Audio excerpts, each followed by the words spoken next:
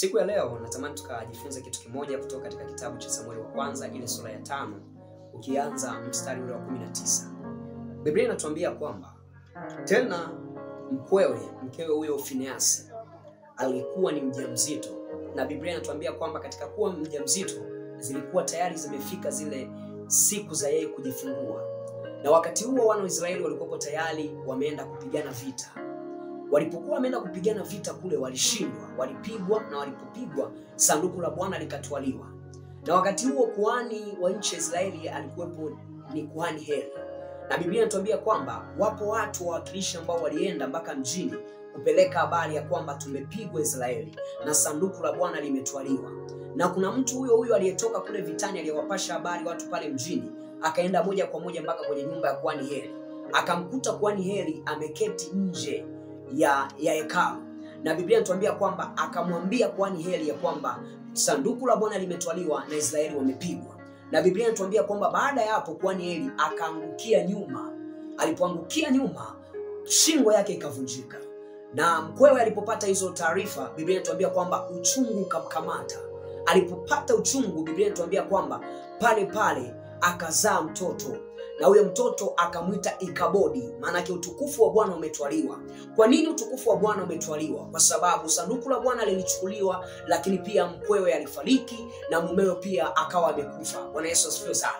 Kwa hiyo tunachojifunza ni nini? Ya kwamba kuna maisha ambayo tunaweza tukawa tunaishi, ya kwamba tunaweza tukawa tunajiona ya kwamba tuko salama, lakini wakati fulani inaweza ikawa ya kwamba kumbe sio, hatuko salama. Kuna kitu na kuna nguvu ambayo tunaikosa. Kuna kitu ambacho kinakuwa kimechukuliwa na kimetwaliwa katika maisha yetu. Na kile kitu ambacho kinakuwa kimechukuliwa na kimetwaliwa kwenye maisha yetu kinakuwa ni kitu ambacho ni cha thamani sana, ambacho kinatupa nguvu ya kuendelea mbele zaidi kwenye maisha ya wokovu, ambacho kinatupa nguvu ya kuendelea mbele zaidi kwenye maisha ya kumtumikia Mungu. Bwana Yesu asifiwe sana. Ninatamani nikwambie kwamba vile ambavyo ilikuwapo katika nchi ya Israeli, sanduku la Bwana lilikuwa ni sanduku lenye nguvu sana. Sanduku la Bwana lilikuwa ni kama Roho Mtakatifu. Wakati ule ilikuwa ndio Roho Mtakatifu. Maana yake Mungu ndo alikuwa anaishi zile sheria na kanuni za Mungu. Zile mbao ambazo zilikuwa na sheria zile na kanuni za Mungu zilikuwa zinaishi katikati ya sanduku lile. Na katika sanduku lile kulikuwa kuna ukuu na utukufu wa Mungu. Kwa hiyo utukufu wa Mungu ulikuwa ndani ya lile sanduku. Kwa hiyo lilipochukuliwa lile sanduku la agano, lilipotwaliwa lile sanduku la agano, ndio maana mke wa Finehasi akasema ya kwamba utukufu huo umetwaliwa. Utukufu huo umeondoka ndani ya nchi ya Israeli. Utukufu huo umeondoka, hatunao tena huo utukufu. Kwa hiyo kwenye maisha yako unaweza ukawa unaishi, unaweza ukawa unajiona kwamba upo salama, unaweza ukawa unajiona kwamba upo na nguvu ya Mungu, unaweza ukawa unajiona kwamba upo sahihi, unaweza ukaona kwamba unaishi vizuri, unaweza ukaona kwamba unaendelea vyema, lakini natamani kuambia kwamba kuna namna moja ama namna nyingine inawezekana ya kwamba hiyo nguvu ya kimungu ndani yako ikawa imetwaliwa. Hiyo nguvu ya kimungu ndani yako ikawa imeondoka. Hiyo nguvu ya kimungu ndani yako ikawa imechukuliwa kwa namna ambayo wewe utambui, kwa namna ambayo wewe hujui, lakini ikawa inahitaji ili maisha yako yaendelee, ili maisha yako yapige hatua, ili maisha yako yasonge mbele, ili maisha yako yawe ni kwa namna nyingine tena. Ni lazima ile nguvu uweze kuirestore, ni lazima hiyo nguvu iweze kurejea upya, ni lazima hiyo nguvu uweze kuipata tena. Na ndio maana tunaona ya kwamba wana wa Israeli walianza tena kushinda vita baada ya sanduku la agano la Bwana kuweza kurejea katika ufalme wao, baada ya sanduku la agano la Bwana kuweza kurudishwa tena. Manake Mungu hakuacha Waisraeli, lakini hata sanduku lilipoenda kule, Mungu alihitaji ile nguvu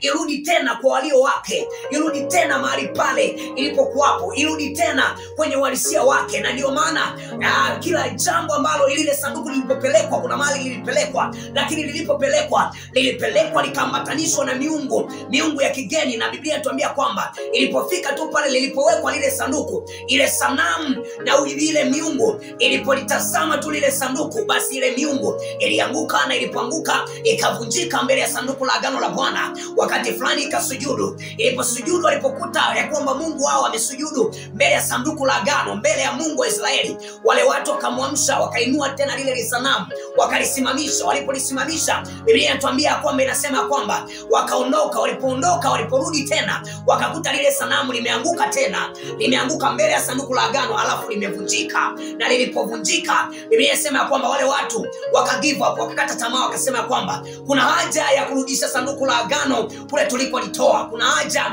ya kurudisha hili sanduku kwa wana wa Israeli, maana linatuletea hasara. Ndio maana natamani nikwambie na natamani ujue hiki kitu ya kwamba kuna wakati na kuna namna nguvu kwako inaweza ikawa imeondoka, nguvu ya kimungu kwako inaweza ikawa haipo tena, lakini Mungu akawa bado anakuhitaji kwa ajili ya kazi yake. Anakutamani kwa ajili ya wewe kuifanya kazi yake, kwa ajili ya wewe kuendelea kumtumikia kwa viwango visivyokuwa vya kawaida, kwa viwango vyenye usamani wa hali ya juu sana, kwa sababu kule alikokutoa ni mbali, kwa sababu kule alikokutoa alikuwa na kusudi na wewe, alikuwa na program maalum na wewe, alikuwa na uhitaji maalum na wewe, lakini huo uhitaji bado hajautimiliza na bado hajautimiza. Kwa hiyo anatamani ule uhitaji uweze kutimia pamoja na wewe, anatamani ile kusudi lake litimie pamoja na wewe. Kwa hiyo ninatamani nikwambia kwamba, ndugu yangu, pale mahali ambapo yawezekana umepoteza utukufu wa Mungu, yawezekana umepoteza nguvu ya Mungu, hebu rejea tena msalabani,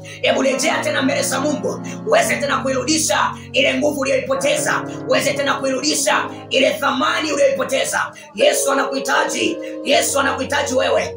Anatamani akutumie kwa viwango vya ajabu na visivyokuwa vya kawaida. Usiwe kama Ikabodi nyakati zile za Israeli, usiwe kama Ikabodi nyakati zile ambazo utukufu wa Mungu uliondoka ndani ya Israeli. Haipo haja ya kurejesha tena utukufu wa Mungu ndani ya nyumba yako. Upo haja wa kurejesha tena utukufu wa Mungu ndani ya roho yako, ndani ya nafsi yako, ndani ya mwili wako. Ukahaba ukufai, inatakiwa uachane nao. Hiyo tabia mbaya, tabia chafu unaifanya isiyompendeza Mungu, haikufai, inatakiwa uachane nayo. Ndio ambayo inasababisha, na ndio sababu ya uwepo wa Mungu kutokukaa katika maisha yako.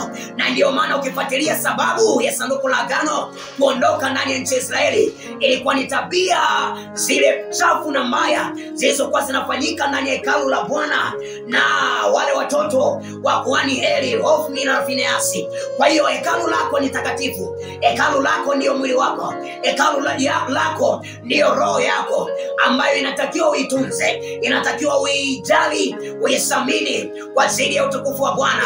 Mungu akubariki sana. Neema ya Bwana ikuonekanie na ikuangazie popote pale utakapokuwapo. Somo hili likawe baraka na likawe chanzo cha malango ya maisha yako kufunguliwa na kubarikiwa kwa jina la Bwana wa majeshi aliye juu mbinguni. Neema ya Bwana iwe nawe. Amen.